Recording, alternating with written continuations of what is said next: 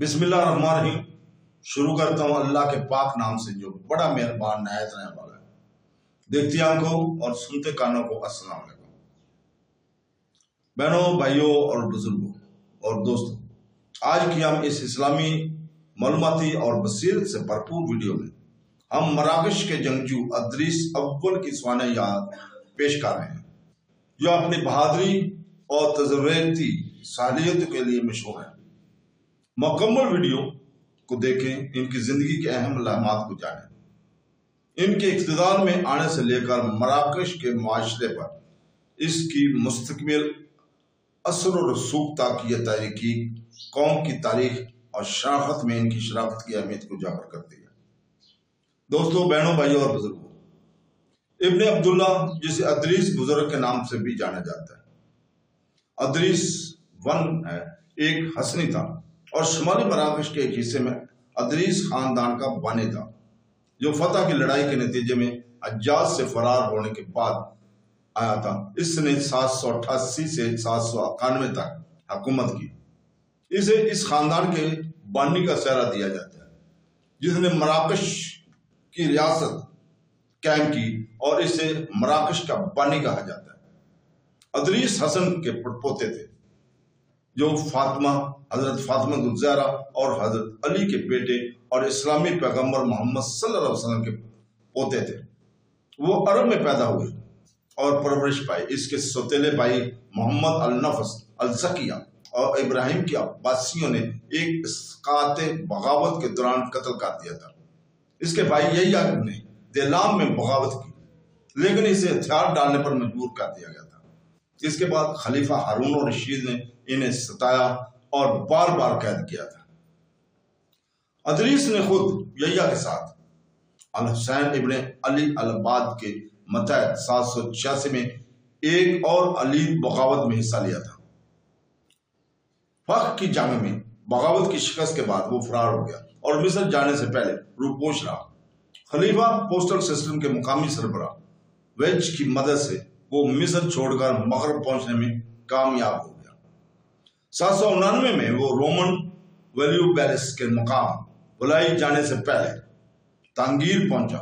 यहाँ इसका headquarter मराकशी institute of और यूनिवर्सिटी कॉलेज लंदन की तरफ से की आर्कियोलॉजी की हालिया खदाइयों में दरियाफ्त हुआ है। हेडक्वार्टर रूमी कस्बे के दीवारों की बिल्कुल बाहर वाक़ है, जिस पर इसहाक बिन मोहम्मद के मतहत अरूबा के हरर कबीले ने कब्जा कर लिया था। इसने अरूबा की कंजा से शादी की। इससे एक बेटा अदरीस दोम था। इस वाक्य को एक और मजबूती और अदरीस खानदान की पैदाइश समझा जाता है। नेगोर, बरहोना और मदार के बाद मराकश में चौथी मुस्लिम रियासत। अदरीस अव्वल ने शुमाली मराकश के बड़े हिस्सों को फतह किया और फेज शहर का बुनियाद रखी। 799 ईस्वी में इसने टलमसन जदीद दौर के अलजज़ैर में कोफरिस्ट अबू फरा से छीन लिया, जो सुल्तनत का हिस्सा बन गया। इस पे दर पे वाक़यात ने अब्बासी खलीफा हारून और रशीद से इंतकाम लेने पर उकसाया, जिसने इसे कत्ल करने के लिए सफीर भेजे। अदरीस अव्वल की वफ़ात 791 में वाली में हुई। मुबीना तौर पर खलीफा के एजेंटों की तरफ से जहर दी गया था। इसका बेटा अदरीस दोम चंद माह बाद पैदा हुआ था और इसकी परवरिश अरूबा ने अपने वालिद के आज़ाद करने वाले मौला और मशीर राशिद की हुकूमत में की। इसने 808 में वलीला को फेस के लिए छोड़ दिया। अपने दौरे हुकूमत 791 से 828 के दौरान इसने अदरीसी रियासत को कामयाबी के साथ मजबूत किया और फेज की एक तरक्की पजीर हकदार हुकूमत के तौर पर तैयार किया। अदरीस अव्वल की लाश वलेले से दूर एक पहाड़ी पर दफन की गई।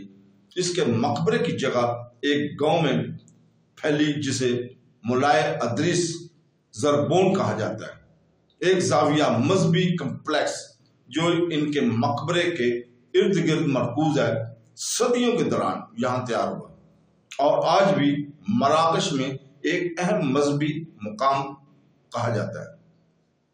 تو دوستو، بہنوں، بھائیوں، بزرگوں، کل ہم انشاءاللہ تعالی اسی وقت اسلامی جنگجو رہنما الامین کی سوانح یاد کو پیش کریں گے۔ تو کل تک کے لیے اجازت،